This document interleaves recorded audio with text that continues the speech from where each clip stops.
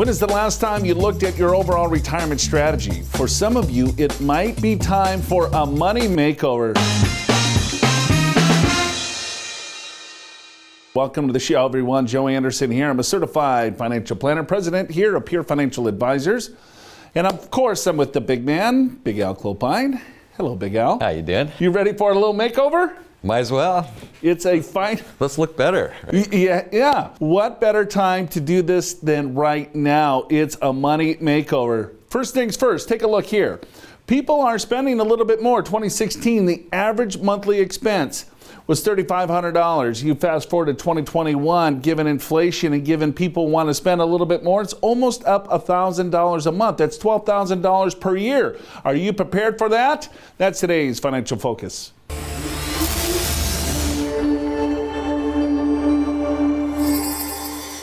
%49 of people, retirees, they're saying, you know what? We're spending a little bit more money. This is so common. I think when people approach retirement, a lot of you say, hey, I'm going to spend less in retirement than I'm spending right now. But guess what? When you're retired, it's Saturday every day. And what do you do on Saturday? Well, you find time to potentially spend money. 49% of you are spending more than you thought. Now is the time for a money makeover, and who better to help us is the big man himself, Big Al Clopine.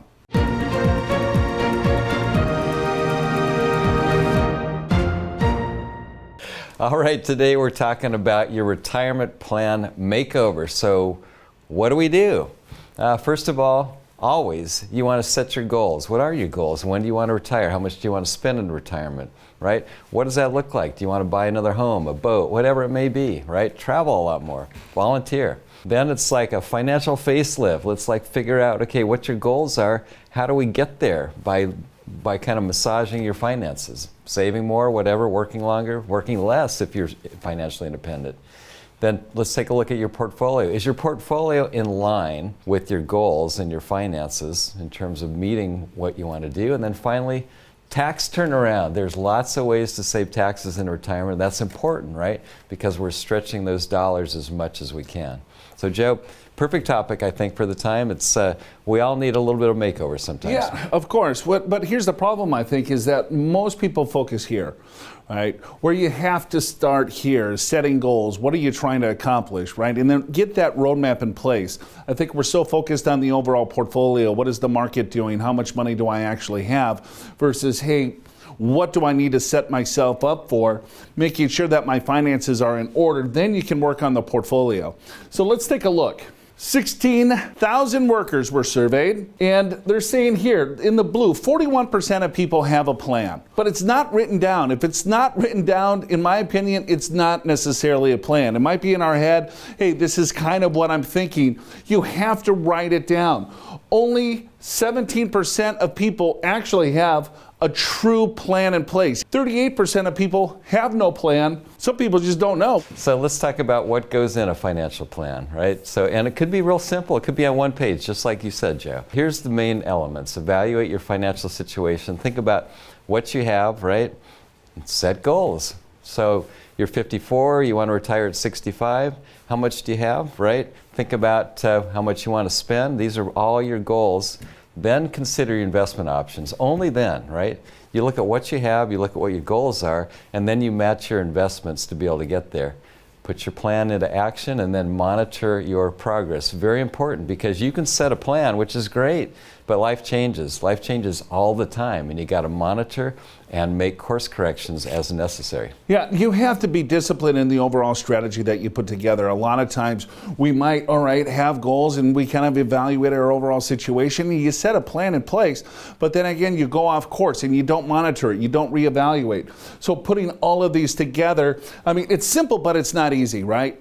So writing it down, making sure that you understand what you currently have, and then put that thing into play. So CNBC, I don't know how they came up with this, but they figured out on average we are spending $7,400 more than we're actually making. So your earnings plus adding more debt equals your spending. That's a recipe for disaster. Here's a good example. $8,000 of income. Let's say your needs, right? That's shelter, that's food, that's clothing, that's $4,000. You want to save a little bit, so maybe that's 1.6, you're saving 20%, and then your wants is 30. So what you don't want to do is put your wants up front, right? You got to take care of the needs and then make sure that you're saving, and then if there's things left over, then that's when you can start looking at your wants. Well, and I think that's a good way to think about it, right? I mean, you have your needs. I mean, you've got rent, mortgage, whatever those things are, right? Utilities, food, transportation, right? But then think about savings as the next thing, right? Make sure you're getting enough saved to accomplish your goals in retirement. And then finally, now whatever's extra, that's what you can buy things or have or go places that you would like to go, instead of doing that first and saving second or third, I should say, because if you do that, you probably won't save much of anything. Let's just have a quick check here. Annual salary, how much money should you have saved? So if you're in your 40s, you should probably have anywhere from 3 times your overall annual salary. So if your annual compensation is $100,000, around $300,000, that's probably a pretty good number. If you're in your 50s, you need 6 times. So now that $300,000 needs to double, so around $600,000 if $100,000 is your annual comp. And then when you hit your 60s, it's roughly 10. Now these are rules of thumb, that's pretty high level, right? But it gets you in the right zip code, if you will. So if you're at one-time salary and you're in your 50s, you're probably a little bit behind. However, if you have a very large pension that will cover your annual expenses, then hey, you're probably right in line. So this is a reality check, if you will. Where are you at, given your age and given the amount of savings that you have, we'll set some goals to try to get that up there. Yeah, I think that's a good point. And when you think about 10 times salary, so 10 times salary, so $1 million if you make $100,000, okay, that's going to generate about $40,000 of income, 4% rule, right? So that's not enough, but when you take pensions and Social Security, maybe you get closer to 80%, which is a common thing that people say. Maybe you spend 20% less in retirement, maybe because you're not saving, right? Or you don't have Social Security taxes, things like that. But anyway, these are only guidelines, and just to see, are you approximately in the right place? Hey, if you want help with this, you know where to go. Go to yourmoneyyourwealth.com. Get that money makeover. Get the money makeover. It's our gift to you this week. Yourmoneyyourwealth.com. Click on our special offer. We'll be right back. Do you know right now how likely you are to run out of money in retirement? There's an easy way to find out. It's also free. Go to easyretirement.com. Hey, welcome back to the show. The show's called Your Money, Your Wealth. Joe Anderson, Big Al, helping you out with a little money makeover today.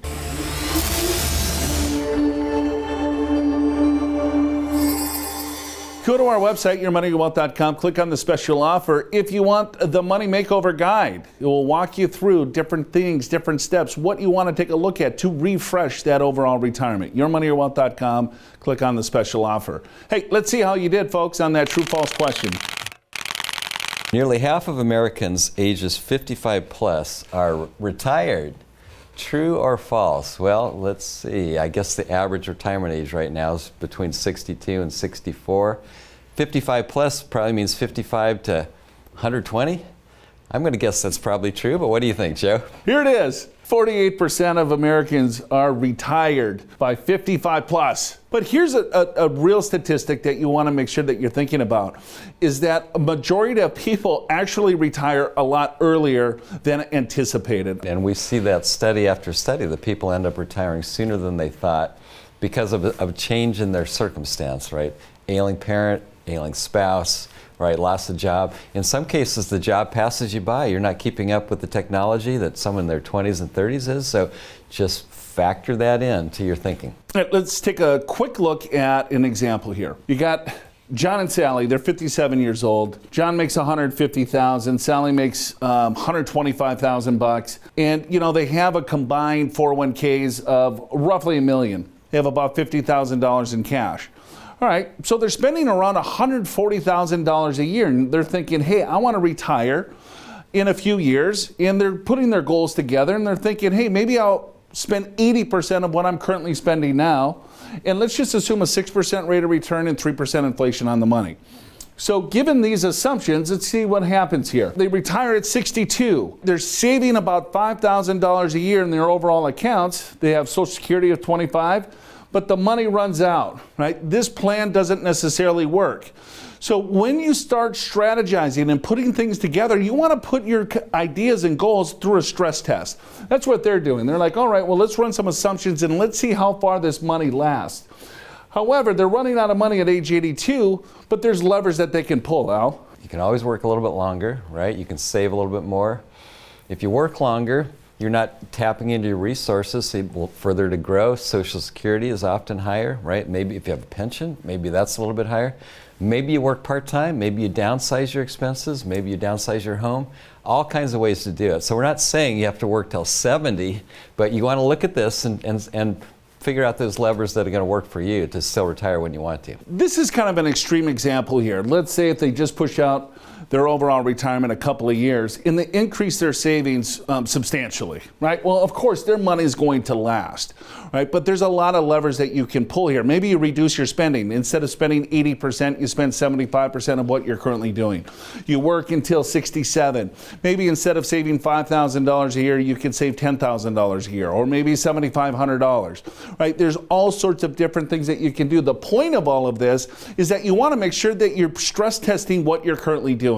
Is it going to last? Is it going to make it, given market conditions, given your health? Are you living, or are you going to live a lot longer because you're in really good shape? Or you might have declined health. There's all sorts of things that you want to make sure that you're looking at in regards to your retirement strategy. Let's talk about IRAs, because that's an important part of your retirement. And we are tempted at times to pull money out of IRAs because of one situation or another. But here's what happens when you do. You don't really get near as much as you think. So here's an example of $100,000. You pull the money out of an IRA. You're not 59 and a half yet. You're in your 40s, right? So you got to pay federal taxes. You got to pay state taxes. You got to pay that 10% penalty. Some states have penalties to go on top of that. We live in California, it can actually be about 50%. In this example, $38,000 is your taxes. You really only get about $62,000 out of this. So if you think about it, you lost $38,000. What was the opportunity cost of that loss? Right? If you just held that $38,000 and you invested it, it's worth a few $100,000. So just think twice as you start looking at pulling dollars out of your retirement accounts a little bit early, because it could cost you substantially. So let's talk about portfolios and portfolio revamp. Many of you, we know this because we talk to you all the time. You've had several employers, you have several 401ks, you have different custodians, you got money in the bank, you got a piece of real estate or two. It's all over the place, right? And so it makes it much more complicated to move forward and try to figure out how to plan and what you have going, how you're doing on your investments. This gets a little bit challenging as you approach retirement. So if you have multiple accounts, how do you manage the risk? Because you have multiple accounts in different places. How are you rebalancing the overall accounts? How are you tax managing it? So as you approach retirement, it might make sense to consolidate a little bit. You can monitor the investments. Potentially you could lower your fees. So if you have accounts all over the place, you could bring it to a discount brokerage, buy very low cost investments. That could help the overall performance. And then when you're preparing your taxes, you're not getting these 1099s and from 4, 5, 6 different areas. So consolidation in most cases is probably a little bit easier, especially as you get older when you have to start taking required distributions. If you have multiple 401k plans, you're going to have to take multiple RMDs. If you have one IRA, boom, you can just take that one RMD. Let's say you got 5 different 401ks from 5 different prior employees. You have to take 5 different required minimum distributions. Different rules than an IRA. You can have 5 IRAs and take 1 required minimum distribution for that part, but every single 401k you've got to do a separate one. You can't consolidate them. If you do, penalties, interest, extra taxes. Hey, if you need more help with this, if you want to break it down, we got our Money Makeover guide. Go to yourmoneyyourwealth.com, click on that special offer this week. You can download it right there on your computer, absolutely free of charge. yourmoneyyourwealth.com.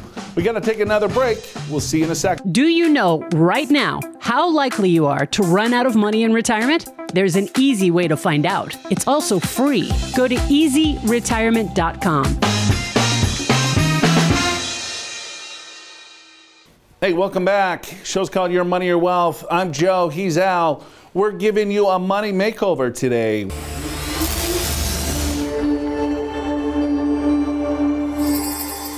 We want to make sure that you are setting yourself up appropriately for retirement. If you're currently in retirement, it might make sense to do a little money makeover. Check everything out to make sure that you're still going to accomplish your goals. If you want a little bit more help, go to yourmoneyorwealth.com, click on our special offer. It's our money makeover guide this week. Let's see how you did on that true-false question. Most workers max out their employer match, presumably on a 401k.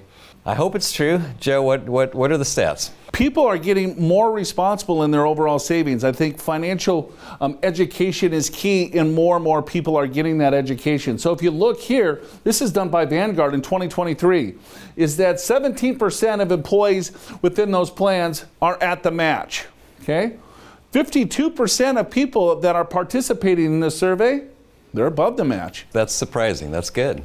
Speaking of a few percentages, how big of an impact this can make in your overall retirement. Because when you check the box, it's like, all right, well here, of course I want to save into my 401k plan. Maybe you check 1%, 3%, 5%, whatever the case may be.